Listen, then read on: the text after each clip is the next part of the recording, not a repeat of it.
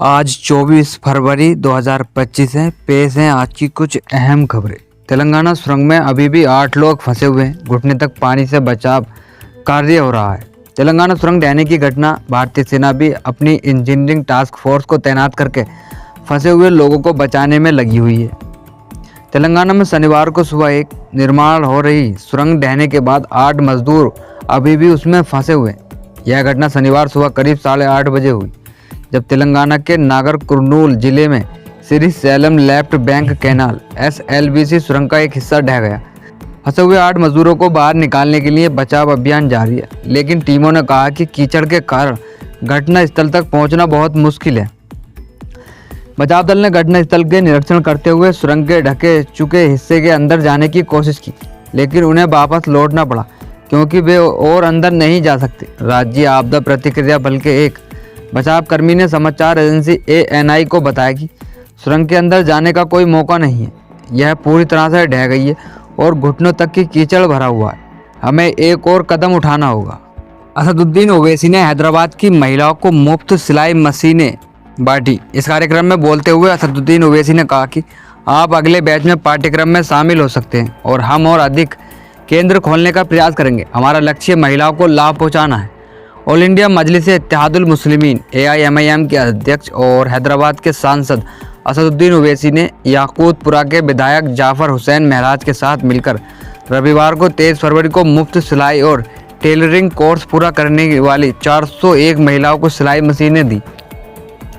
यह 3 महीने का प्रशिक्षण कार्यक्रम जो 18 जनवरी 2024 से शुरू होकर 14 अप्रैल तक चलेगा, याकूतपुरा के 5 केंद्रों पर आयोजित किया गया, जिसमें बाढ़ office, model market, Talabkatta, SRT colony, समुदाय हॉल, रीन बाजार, चमन, दारब जंग, रीडिंग रूम, कुरमुंगडा और खंदड़ समुदाय हॉल अंदर शामिल हैं। कुल 555 महिलाओं ने पाठ्यक्रम में दाखिल लिया था, जिनमें से 401 ने सफलतापूर्वक परीक्षा उत्तीर्ण कर रिकॉर्ड बनाया है। हैदराबाद में असदुद्दीन ओवैसी को धमकी देने के मामले में पूर्व सांसद नवनीत राणा को हैदराबाद कोर्ट ने नोटिस जारी किया। यह मामला उनके एक बयान से जुड़ा, जिसमें उन्होंने ओवैसी भाइयों को चुनौती दी थी। अदालत ने राणा को 28 फरवरी को पेश होने का आदेश दिया है।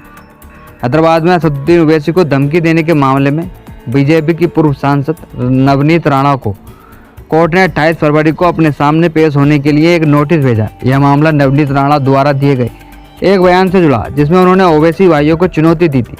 यह विवाद तब शुरू हुआ जब नवनीत राणा ने लोकसभा चुनाव के दौरान एक बयान दिया था। उन्होंने कहा था कि यह मामला नवनीत राणा द्वारा दिए गए एक बयान से जुड़ा, जिसमें उन्होंने ओवैसी भाइयों को धमकी दी थी। यह विवाद तब शुरू हुआ जब नवनीत राणा ने लोकसभा चुनाव के दौरान एक बयान दिया था कि उन्होंने कहा था कि अगर 15 सेकंड के लिए पुलिस हटा दी जाए तो ओवैसी भाइयों को पता नहीं चलेगा वो कहां से आए और कहां गए। इस बयान पर ओवैसी के भाई असदुद्दीन ओवैसी ने जवाब दिया था और कोर्ट ने उन्हें नोटिस दिया। अब नवनीत राणा की मुश्किलें बढ़ गई हैं।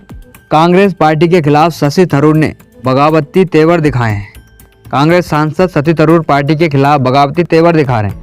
उन्होंने रविवार को कहा कि मैं कांग्रेस में हूं, लेकिन अगर पार्टी को मेरी ज़रूरत नहीं तो मेरे पास भी विकल्प मौजूद हैं। हालांकि थरूर ने पार्टी बदलने की अफवाहों को खंडन करते हुए कहा कि भले ही विचारों में अंतर हो, लेकिन वह ऐसा नहीं मानते।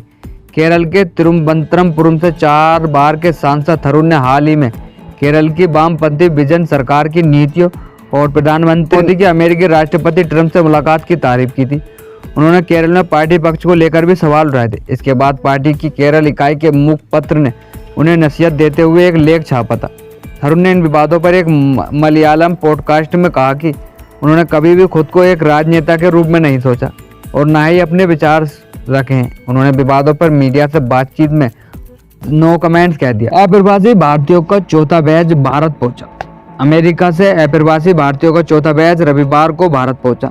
इन्हें अमेरिका से पनामा डिपोर्ट किया गया था। वहां से इन्हें सिविलाइन प्लेन में भारत भेजा गया। फिलहाल इनकी तस्वीरें सामने आई हैं। इन 12 लोगों में से 4 पंजाब के रहने वाले हैं, 3 उत्तर प्रदेश और 3 हरियाणा के बताए जा रहे हैं। पंजाब के 4 लोगों को अमृतसर रवाना कर दिया गया। अब तक 4 बैच में 344 अप्रवासी भारतीय अमेरिका में से वापस लौटे। 5 फरवरी, 15 फरवरी और 16 फरवरी को अमेरिका ने मिलिट्री विमान से 332 लोगों को हथकड़ियाँ बेड़ियाँ पहनाकर भेजा था। अमेरिका ने पिछले हफ्ते कई देशों के 299 अप्रवासियों को वापस भेजा है। यहाँ इन लोगों को एक होटल में हिरासत में रखा गया। इन अप्रवासियों में भारत के अलावा नेपाल, श्रीलंका, पाकिस्तान, अफगानिस्तान, चीन, वियतनाम और ईरान के लोग भी शामिल थे। अमेरिका अवैध अप्रवासियों को उनके देश डिपोर्ट करने के लिए पनामा को पड़ाव के तौर पर इस्तेमाल कर रहा। इसके लिए पनामा के अलावा ग्वाटेमाला और कोस्टा रिका के साथ भी करार है। अमेरिका से पनामा लाए गए लोग अपने अपने देश को जाने को तैयार नहीं हैं। इनकी तस्वीरें पिछले हफ्ते सामने आई थी।